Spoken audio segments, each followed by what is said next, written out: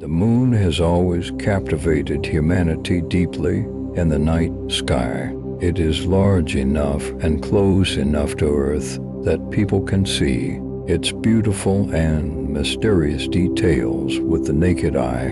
Humans set foot on the moon more than 50 years ago, but even today, our understanding of the moon remains limited. After all, exploring anywhere beyond Earth is extremely dangerous and difficult. Although the moon appears very different from Earth, there is one thing that makes scientists hopeful about establishing a base here in the future.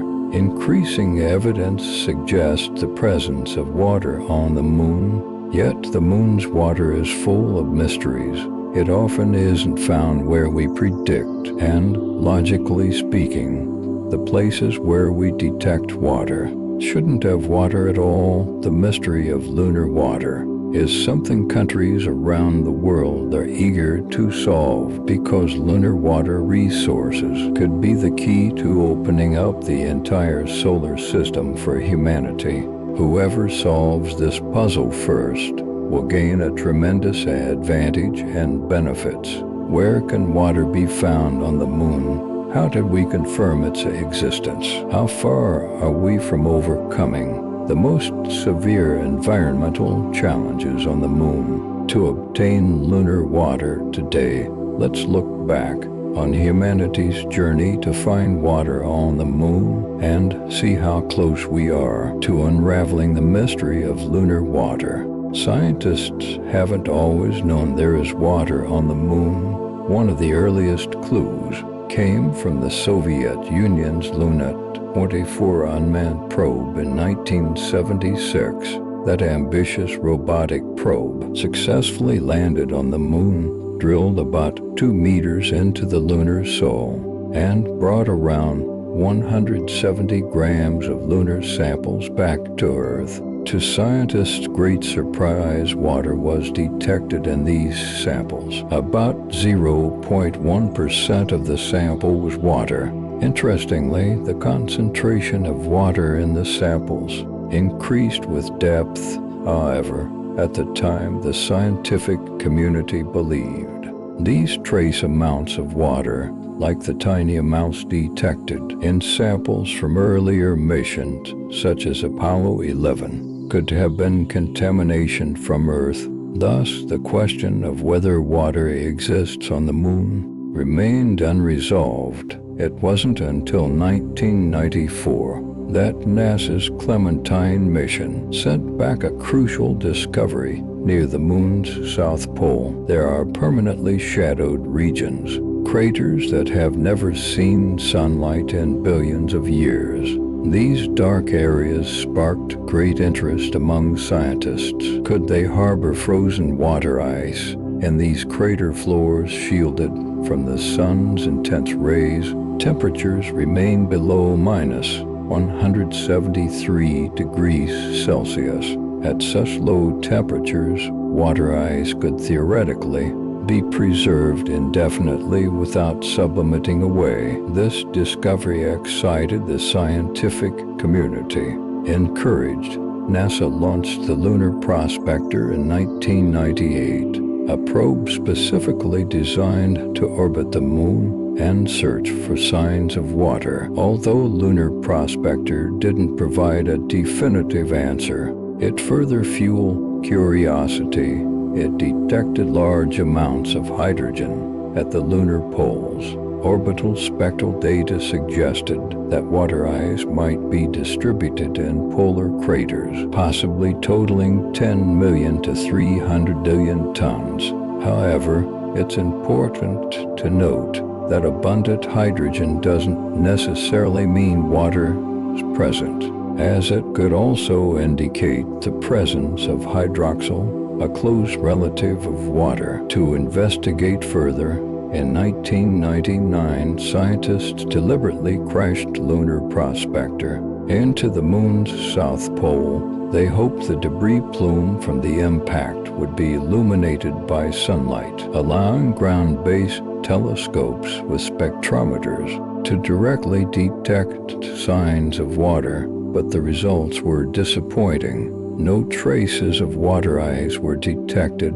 The mystery of lunar water remained unsolved. Japan's Kaguya Selene probe launched in 2007. Its mission was to conduct high-resolution imaging and mapping of the lunar surface from orbit. It also attempted to find signs of water ice in permanently shadowed craters at the South Pole, but again found nothing. 18 months later, the Japanese team also chose to crash the probe into the moon in a controlled manner, hoping once more to detect water ice. By observing the impact plume from the ground yet again, no evidence of water was found. In 2008, India launched Chandrayaan-1. What set this mission apart was its more direct approach to detecting water. Besides orbital sensors, it also carried an impactor probe. This small impactor was released from the orbiter, descended for 25 minutes, and eventually impacted near a crater close to the moon's south pole.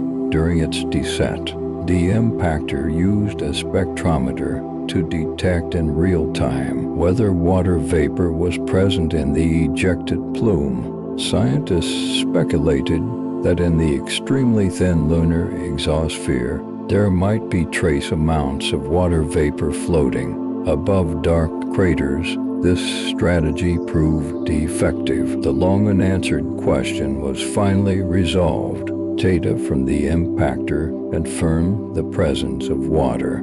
A few months later, NASA's moon mineralogy mapper on Chandrayaan-1 also detected water on the moon in orbital spectral data. Despite these two confirmations, NASA remained unsatisfied.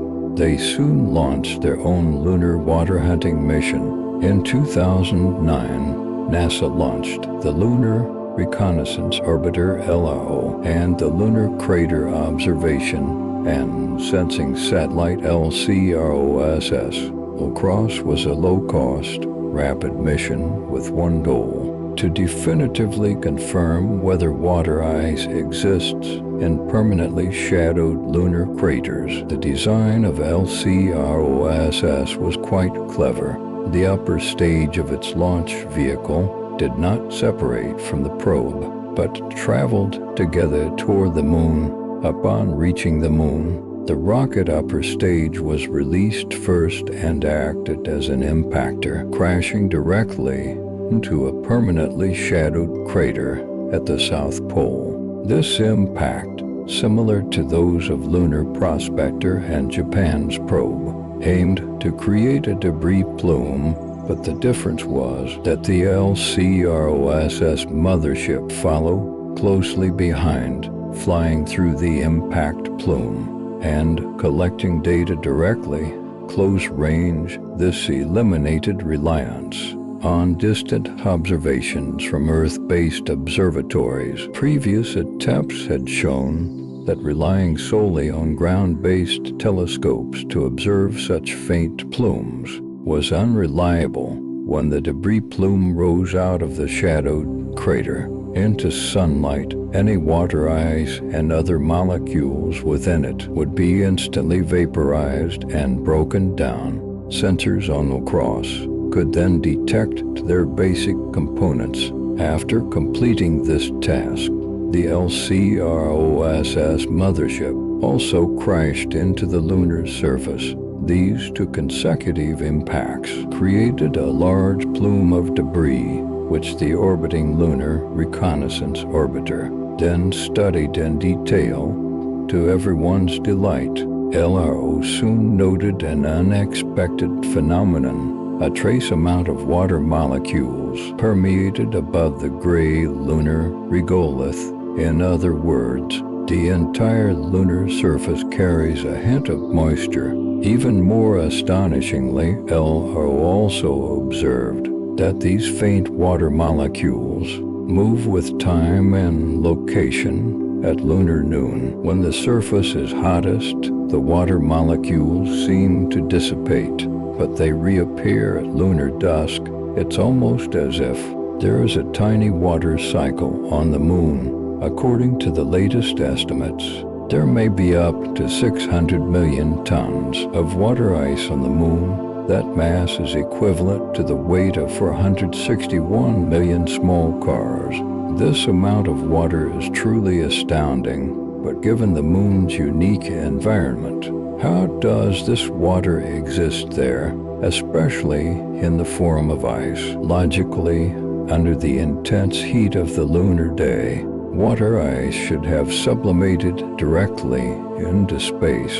NASA's Lunar Reconnaissance Orbiter recorded surface temperatures in sunlit areas as high as 127 degrees Celsius. At such high temperatures, exposed ice certainly wouldn't survive unless there is some mechanism continuously producing water or something trapping it firmly in place. Scientists have proposed several hypotheses to explain the source and retention of lunar water. First, micrometeorite showers. Countless tiny meteorites continuously impact the lunar surface, depositing small amounts of water they carry into the regolith upon impact. Second, solar wind effects. Solar wind constantly blows hydrogen atoms to the lunar surface, where they chemically react with oxygen-bearing minerals in the regolith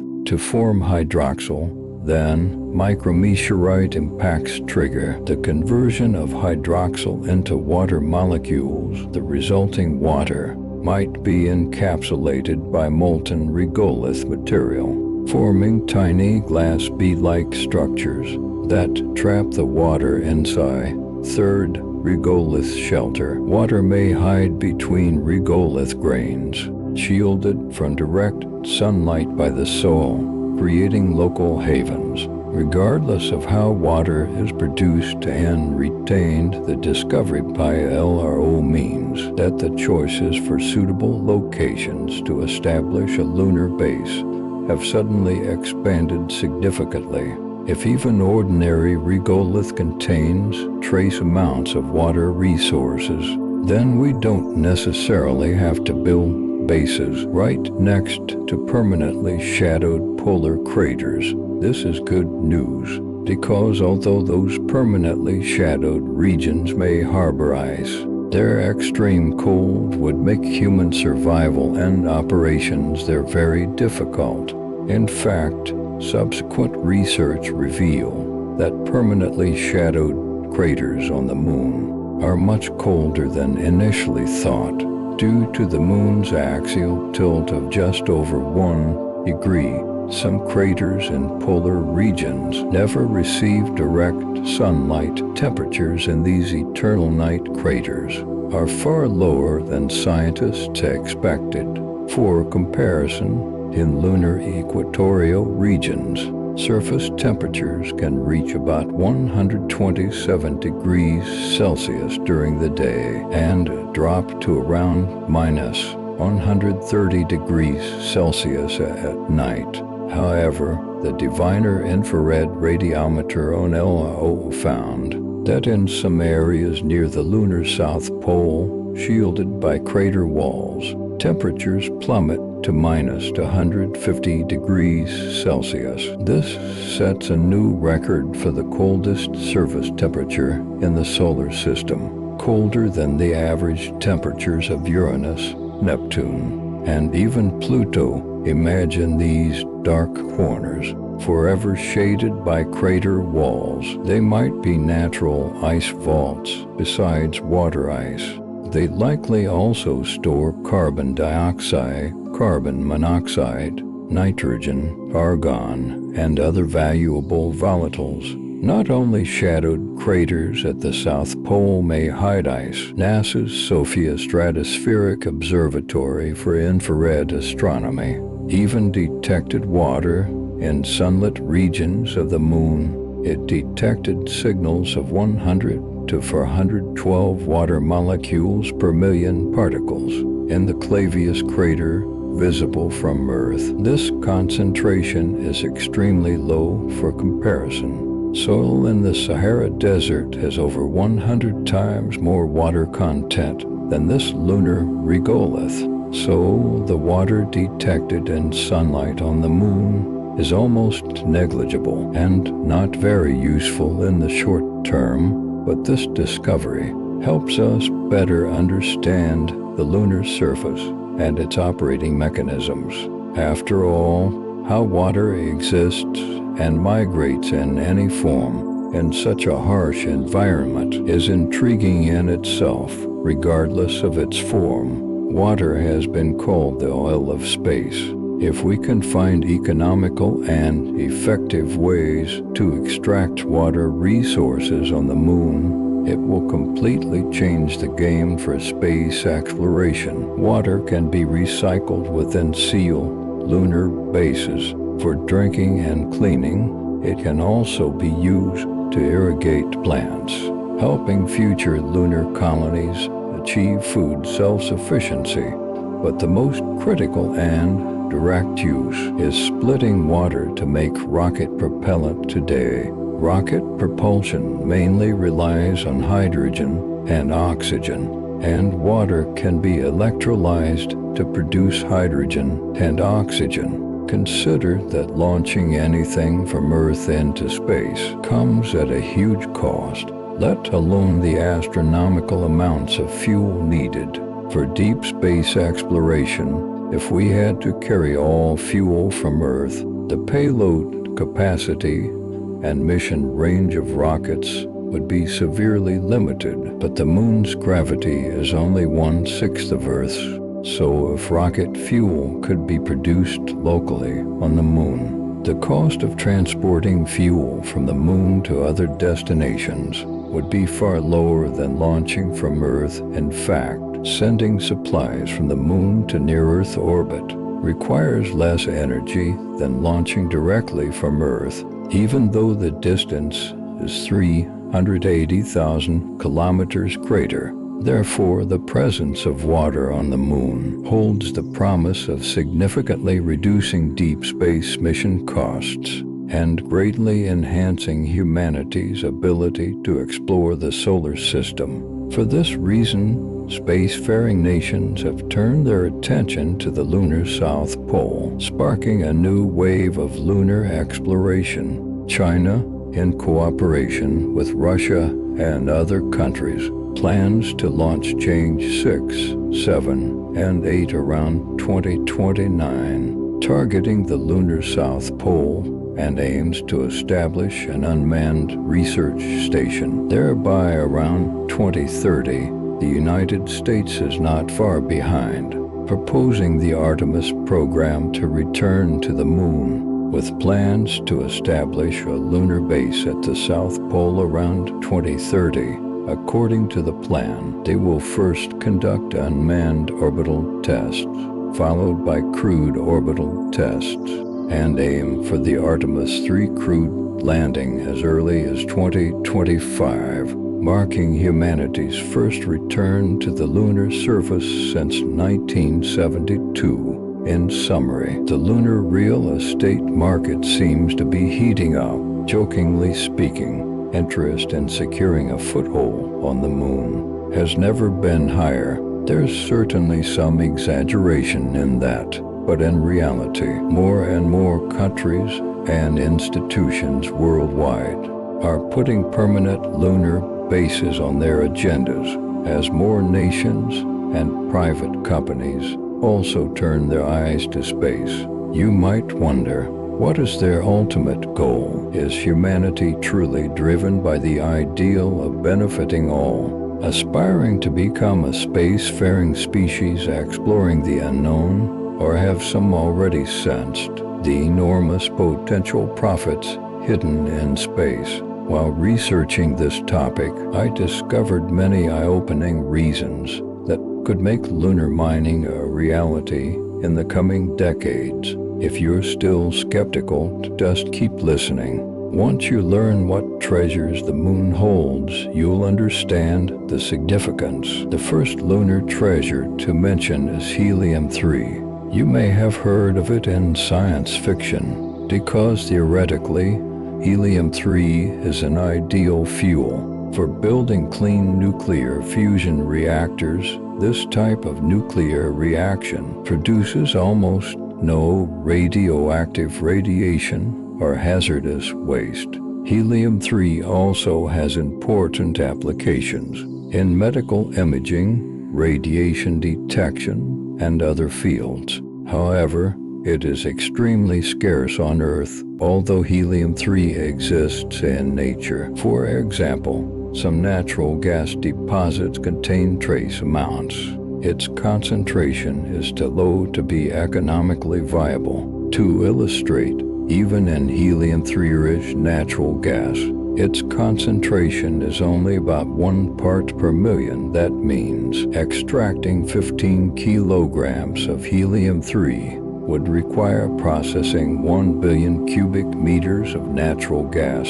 Obtaining helium-3 this way is neither economical nor practical. Helium-3 can be artificially produced through the radioactive decay of tritium, but the problem is tritium is a key material for nuclear weapons. Since the Cold War, countries have generally reduced nuclear weapons production, and helium-3 stockpiles have dwindled. Since we don't want to produce nuclear weapons just to obtain helium-3, we must look elsewhere, especially if helium-3 fusion technology makes a breakthrough, driving up demand dramatically. Fortunately, right above us, there's a celestial body orbiting Earth, the Moon, whose surface has been bombarded by solar wind for billions of years. Depositing helium-3, Earth's magnetic field protects it, deflecting charged particles like helium-3 from the solar wind, but the Moon has no magnetic field, so helium-3 is directly implanted into the surface regolith by the solar wind. The concentration of helium-3 in lunar regolith isn't particularly high, at most about 50 helium-3 atoms per billion atoms, but it is spread across the entire Moon, unlike on Earth, where it is found only in a few scattered locations. This means that any future mining of lunar minerals could also collect helium-3 as a byproduct. Moreover, extracted helium-3 could not only be sent back to Earth as fusion fuel, but also power lunar bases directly, helping them achieve energy self-sufficiency.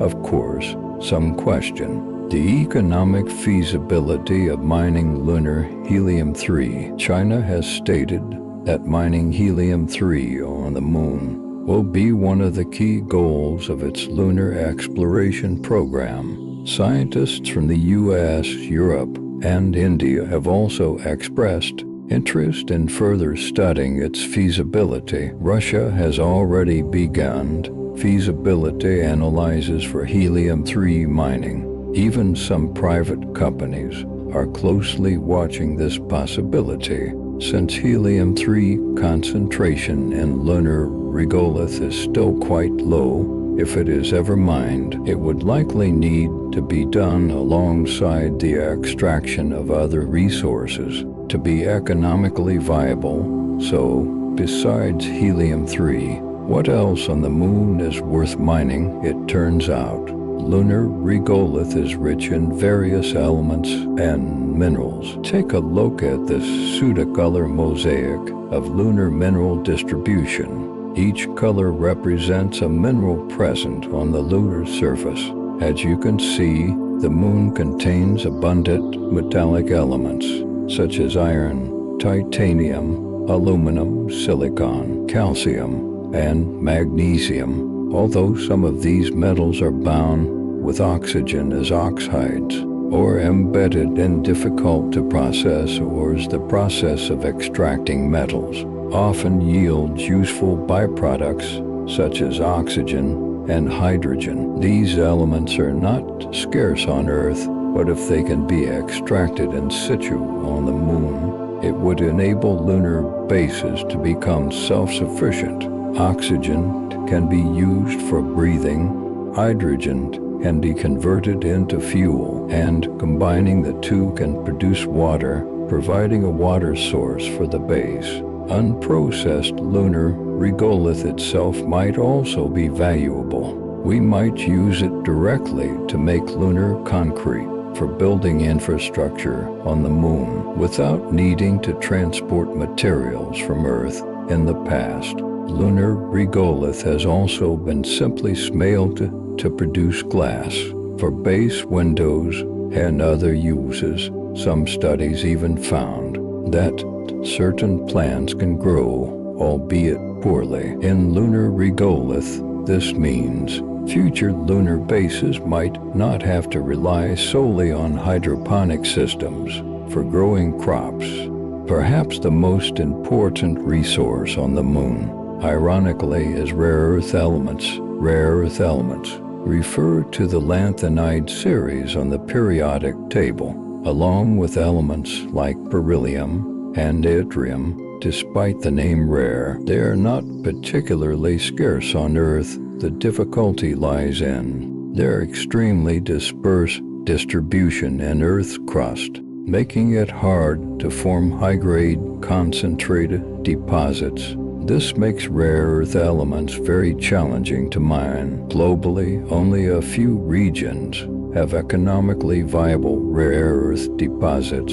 Even when deposits are found, mining and refining rare earths cause significant environmental pollution and health hazards, deterring many countries. Currently, global rare earth supply is highly concentrated in a few regions, giving them considerable influence over the industry chain. Yet rare earths are crucial for modern industry, electronics, batteries, and new energy technologies all rely on them. Looking ahead, how countries and regions with rare earth resources choose? Will they mine in their own backyards, bearing the high cost of environmental management? Or will they, to protect Earth's ecology, look further afield, perhaps to the moon? After all, rare earth concentrations on the moon may not be higher, but mining there at least avoids directly damaging Earth's environment or posing similar risks to human health. As global demand for rare earths continues to climb in the coming decades, if launch costs, in situ extraction, and return technologies reach a tipping point, mining rare earths on the moon might not be far-fetched. Moreover, whoever first masters the entire chain, from surveying and mining to orbital transfer, return, and processing, will hold the valve to critical material supply, gaining greater initiative in high-tech manufacturing. At that point, whether current supply leaders maintain their advantage or new space participants catch up and share the pie, will directly impact the global technological and economic landscape. This leads to another interesting question: who owns the right to mine the moon? Currently, this remains a gray area. The 1967 Outer Space Treaty is the primary international space law treaty signed by most countries. It prohibits deploying weapons of mass destruction in space, establishing military bases, and any nation claiming sovereignty over celestial bodies. But this treaty, drafted decades ago, does not address the ownership of space mineral resources in detail. Later, there were proposals for international agreements specifically regulating space mining, such as the 1979 Moon Agreement, but so far, none of the major spacefaring nations have signed it. The signatories are mostly countries without space capabilities, so, for now, lunar resources likely follow first come, first serve principle. This also means that if humanity plans to colonize the moon, comprehensive surface surveys and locating usable water sources become even more urgent. After all, whoever controls water first holds the key to lunar development. However, extracting and utilizing lunar water resources is more challenging than imagined.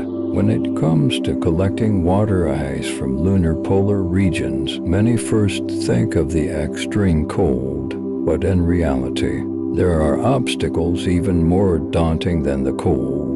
One of them is electrostatic charge and electric fields. Because the moon's axial tilt is minimal, sunlight at the poles skims horizontally along the horizon. As a result, the inner walls and floors of shadowed craters are directly exposed to solar wind streaming across the surface. High-energy electrons in the solar wind are about 1.0 times lighter than positively charged ions, so they move faster when solar wind flows past a crater. The lightweight electrons rush into the crater's walls and floor first, causing those surfaces to accumulate significant negative charge. The heavier positive ions lag behind, lingering above the crater, creating a positive charge there. Thus, the crater floor and walls become negatively charged, while the space above becomes positively charged. A strong electric field forms within the shadowed crater. As this charge separation becomes more pronounced, positive ions are eventually dragged into the crater by the electric field created by the negative electrons. It's estimated these areas could build up charges of hundreds of thousands of volts. Imagine the consequences if an unsuspecting explorer wandered into such an electric field. Even away from the lunar poles, the electrostatic issues are still pervasive. This relates to another troublesome aspect of the moon. Lunar dust. The moon lacks a global magnetic field and atmosphere to block solar wind, so charged particles from the sun strike the surface directly, causing the regolith to become negatively charged. High-energy ultraviolet photons in sunlight also trigger the photoelectric effect on the regolith, kicking out electrons and making sunlit surfaces positively charged during the day. In short, lunar dust particles easily become electrostatically charged. The fine, floating dust is highly adhesive. These dust particles are sharp like tiny glass shards and have abrasive, damaging properties. Apollo astronauts reported that lunar dust clung stubbornly to everything, impossible to brush off completely. Not only can it damage spacesuits and sensitive instruments, but more troublingly, lunar dust is toxic to humans. Inhalation can cause eye and respiratory irritation, leading to coughing and other symptoms. Apollo-era spacesuits were made primarily of Teflon-coated fabric, a material that unfortunately attracts and holds electrostatic charge, embedding lunar dust deeply into the fibers. Worse, Teflon generates triboelectric charges when rubbed, effectively turning astronauts into human conductors between the negatively charged lunar surface and the positively charged solar wind above. It's somewhat like shuffling your feet on carpet and then touching a doorknob to get a shock, but on a much larger scale. On the moon, lab experiments confirmed that Teflon fabric covered with simulated lunar dust, when exposed to solar wind, the electrons is more prone to arcing and discharge. Imagine if astronauts on the lunar surface frequently experienced shocking sensations. Exploration would become quite unpleasant. So, is there a way to protect astronauts from these extreme temperatures, toxic dust, and terrifying electrostatic effects?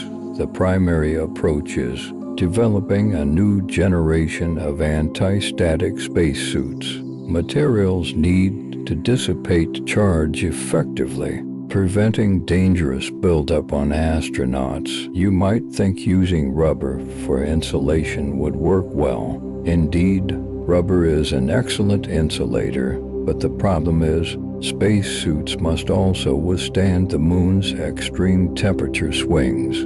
Imagine alternating between days over 100 degrees Celsius and nights below minus 100 degrees Celsius. How would rubber age and become brittle? Thus, developing ideal new materials is no easy task. Currently, multiple countries have projects researching improved spacesuit protection, but no definitive solution yet exists.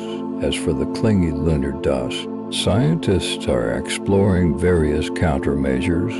A team at Washington State University received $130,000 from NASA to study using liquid nitrogen for dust removal. Liquid nitrogen has a property: when sprayed onto a surface, it can entrain dust particles, causing them to freeze and detach. This technique might help future lunar bases quickly clean dust adhered to equipment and habitats, preventing buildup that causes contamination and hazards. NASA itself is developing electromagnetic dust mitigation barriers using charge panels to create high-frequency oscillating electric fields that repel and shake off lunar dust. Think of it as a kind of cool automatic dust-repelling device. Additionally, a Norwegian tech company, intertwined, is developing a revolutionary human-machine interaction remote control technology called the ASG project. This technology claims to allow remote control of machinery through gesture recognition. Wearing a spacesuit equipped with special sensors, an astronaut could simply wave an arm safely inside the base to remotely operate rovers, robotic arms, or construction machinery on the lunar surface. If realized, future lunar surface tasks could often be performed without astronauts risking extravehicular activity. Robots could handle frontline work. Seeing these challenges gradually being addressed is truly encouraging. However, on the path to lunar exploration, there are successes and failures. In July 2024, NASA suddenly announced the cancellation of the volatiles investigating Polar Exploration Rover VIPER mission, originally planned to explore water ice at the lunar South Pole. As conceived, VIPER was supposed to launch in 2023, becoming humanity's first rover sent to the lunar South Pole to search for water ice. However, due to project development delays and budget constraints, VIPER was first postponed to 2025 and ultimately canceled altogether. The already built rover might be dismantled for spare parts. This is a significant setback for NASA's lunar exploration plans because in the coming years, no other U.S. mission has VIPER's mobility and subsurface drilling capability to roam and drill for subsurface samples to check for hidden ice. Hopefully, other space agencies or commercial companies can take over and make use of this advanced, already built rover. Otherwise, it would be a waste of time, money, and valuable technology. Of course, NASA isn't the only one facing difficulties. Among past attempts to land on the moon, 5 out of 9 missions ended in failure. Even successful landings don't guarantee easy water discovery. Perhaps those landers, once on the surface, would be in for a surprise because as it stands, the actual distribution of lunar water, this precious resource, is far more elusive than imagined. We've repeatedly seen signs of water through remote spectral sensing, but when we go to the actual sites, we often come up empty. The scientific consensus is that permanently shadowed regions on the moon are the most likely places for frozen water, yet these deep, dark craters leave us groping in the dark. Without entering them, no one can say for sure which craters hold ice and which are empty. What if we enthusiastically build a research base, only to find the neighboring crater empty? That would be awkward. NASA's Lunar Reconnaissance Orbiter has taken on the task of mapping the lunar surface and surveying resources, but it has limitations. LRO's high-resolution narrow-angle camera, LROC, cannot see into absolute darkness. Fortunately, a new camera now orbiting the moon can handle this task. This is the ShadowCam, onboard South Korea's Danuri lunar orbiter, launched in 2022. South Korea's Danuri probe entered lunar orbit in August 2022, making South Korea the 7th country to reach the moon. It's worth noting, this mission was a U.S.-South Korea collaboration. NASA not only provided deep space network support for communications and tracking, but also developed the ShadowCam instrument. In return, the Korean Space Agency gave NASA 7 kilograms of instrument payload capacity to host this advanced camera. ShadowCam can be seen as an upgraded version of LOC with 200 times greater sensitivity. With it, the interiors of pitch-black shadowed craters become clearly visible. Look, ShadowCam in action turns what was once a dark void into detailed images of crater floors. One stunning photo shows the famous Shackleton crater at the lunar South Pole. Shackleton crater was among the first South Polar regions imaged by LO. Now, thanks to Danuri and ShadowCam, we can finally glimpse its interior. Surprisingly, the floor of Shackleton crater doesn't look particularly special. It resembles other lunar crater floors, covered with undulating hills, but no obvious bright ice layers or glaciers are visible. Perhaps this is because Shackleton is relatively small, and temperatures inside are low enough to retain large amounts of water ice long-term. On the crater wall in this image, a clear trail left by a boulder rolling down slope is visible. Since there is no wine on the moon, such surface disturbances are never erased, so this boulder track might be millions of years old. Earlier, I mentioned no obvious ice was seen in Shackleton crater, which might not be convincing enough. It's just one small crater, however. So far, ShadowCam has peered into many permanently shadowed craters at both poles, but the results are even more puzzling. Not a single image shows clear signs of water ice. Neither large glaciers nor thin frost layers have appeared in the camera's view. Even more puzzling, discoveries from India's latest lunar mission, Chandrayaan-3, also seem to contradict our expectations. In August 2023, India successfully soft-landed Chandrayaan-3 near the lunar South Pole,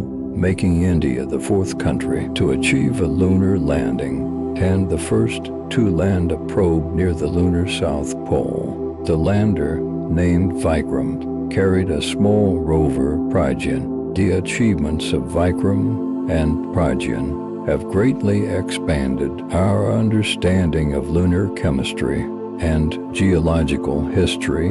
The valuable data they sent back will aid future South Polar missions and mark a milestone in India's space history. Yet, what's most intriguing is what Chandrayaan-3 did not find but should have. Did you notice? The Indian Space Research Organization, ISRO, India's equivalent of NASA, repeatedly emphasized in pre-launch briefings that one main reason for choosing the South Pole as the landing site was to solve a mystery puzzling scientists. Simply put, where did all the South Polar water ice go? Chandrayaan-1's orbital observations over a decade ago detected evidence of water ice. Logically, the lunar South Pole should harbor water ice. But now, with Chandrayaan-3 on site, we haven't actually seen that ice. Before starting permanent-based construction, clarifying this is crucial. Chandrayaan-3 launched on July 14, 2023. It consisted of an orbiter, a lander, and a rover. On August 23rd, the Vikram lander successfully touched down on the lunar surface at the start of a lunar day. However, due to cost constraints, Chandrayaan-3 had a limited design lifespan. It wasn't equipped with a radioisotope heater to survive the minus 120 degrees Celsius lunar night. A lunar day lasts only 14 Earth days, meaning within the first half of the lunar day after landing, the probe had to complete its main objectives. Otherwise, once night fell, the mission would essentially end. So once landed, the lander deployed its ramp, and the small Pragyan rover immediately started rolling down the ramp onto the surface to begin its race against time. Pragyan is a six-wheel rover weighing about 27 kilograms. Though small, it was well equipped, carrying two powerful instruments, an alpha particle X-ray spectrometer APXS, and a laser-induced breakdown spectroscope LIBS. In simple terms, APXS bombards targets with alpha particles and X-rays, then detects the reflected wavelengths. To analyze chemical composition, LIBS uses a laser to vaporize a target's surface into plasma, then analyzes the plasma's emission spectrum to infer composition. Together, these instruments enable Pragyan to identify major elements in the regolith, search for interesting substances including water ice, and confirm their composition on site. So the little rover got to work. Once down the ramp, Pragyan began deploying its instruments near the landing site, conducting in situ analyses of the regolith. Within days, results started coming back to Earth. Elements like aluminum, calcium, iron, chromium, and titanium were detected, along with oxygen, which we care about. Most exciting for Indian scientists was the first in situ detection of sulfur. In the lunar polar region, sulfur's presence is significant. It suggests possible past volcanic activity in the area, helping us understand lunar evolution. Yet, among all these findings, one element was conspicuously absent: hydrogen. That crucial element was notably missing. To search for hydrogen, Pragyan ventured farther due to the nearly 3-second round-trip communication delay. Scientists carefully remote drove it, moving slowly. Soon enough, a 4-meter-wide crater appeared ahead. Fortunately, the team noticed in time and ordered an emergency stop. Pragyan halted at the crater's edge, though called an emergency stop. Pragyan's top speed is only about 1 centimeter per second. Not exactly speedy, but for it, this was racing. Throughout its 14-day lifespan, Pragyan traveled less than 100 meters in total. Mostly within sight of the Vikram lander, it avoided the first crater, but later encountered another crater along its path. Scientists guided it around. No photos were released, but it's presumed no ice or frost was found there either. Otherwise, it would have made headlines. Meanwhile, the Vikram lander wasn't idle. It conducted several in situ experiments using a temperature probe to drill 10 centimeters into the regolith and measure temperature gradients at different depths. It activated a plasma sensor to detect charge ion content in the ultra-thin atmosphere. Results showed extremely low plasma content above the surface.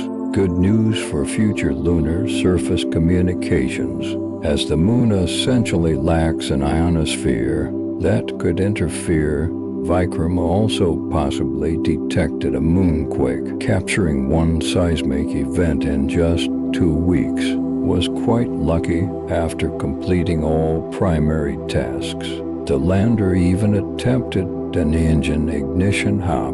Vikram briefly fired its engines, successfully hopping about 40 centimeters upward and landing steadily at a new nearby spot. Indian scientists hoped this test would accumulate data for future lunar landers restarting engines to return to orbit. Yet, despite all these achievements, Chandrayaan-3 still didn't find the longed-for-water ice. On September 4th, lunar night began, mission time ran out, and Vikram and Pragyan received shutdown commands. There was hope they might revive after the next lunar sunrise 14 days later, but no miracle occurred. The final signals from these small explorers remain in human archives. Despite not finding water ice, ISRO and global opinion still hailed Chandrayaan-3 as a complete success. After all, India gained valuable first-hand lunar scientific data, not only helping build a picture of the lunar polar environment and history, but also laying groundwork for future missions. However, Chandrayaan-3's results deepened the mystery of lunar water. When I first heard about detecting water ice on the moon, I imagined scenes like shiny ice lakes and dark crater floors, towering ice spires, or a thin layer of white frost. I thought perhaps the trace water vapor in the moon's thin atmosphere condensed into frost, quietly freezing in dark crater floors, accumulating over eons into substantial ice layers. Yet reality is a series of landing and roving missions haven't seen any ice with their own eyes. Pragyan's regolith analyses showed no traces of water molecules.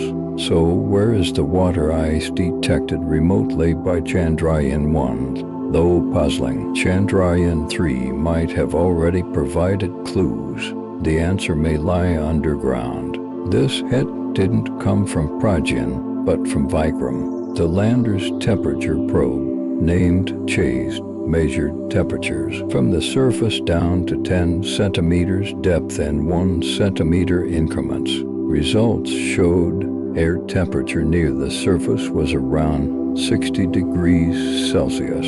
In other words, if you were standing on the moon now, forget about no oxygen to breathe. Just the temperature alone would be challenging. But curiously, as the probe went deeper, regolith temperature dropped rapidly. At 8 centimeters depth, temperature was only about 10 degrees Celsius. Within just 8 centimeters, a 50 degrees Celsius difference. This shows lunar regolith is an excellent insulator, scorching at the surface, but heat doesn't conduct downward. This clearly indicates that if stable ice exists on the moon, it's unlikely on the sunlit surface, but rather several centimeters or more underground. Clearly, our understanding of the moon and its water cycle is still insufficient. Growing evidence shows the moon holds considerable water, but to extract it, we need to better understand where exactly this water is distributed, how it migrates during long lunar day-night cycles, whether solar radiation affects its presence, and whether water lies buried deep in the regolith, waiting to be uncovered. Although Chandrayaan-3 operated for only 2 weeks, certainly less than scientists hoped, it at least provided important clues about lunar water. At the very least, it offers this advice to future lunar explorers. If you want to find water on the moon, you'd better bring a shovel. All right, that's the story of lunar water resources for now. Do you think humanity can overcome these challenges, extract enough water on the moon, and establish permanent bases? Or perhaps lunar resource development holds even greater significance? Feel free to share your thoughts in the comments. Let's discuss the future lunar blueprint together.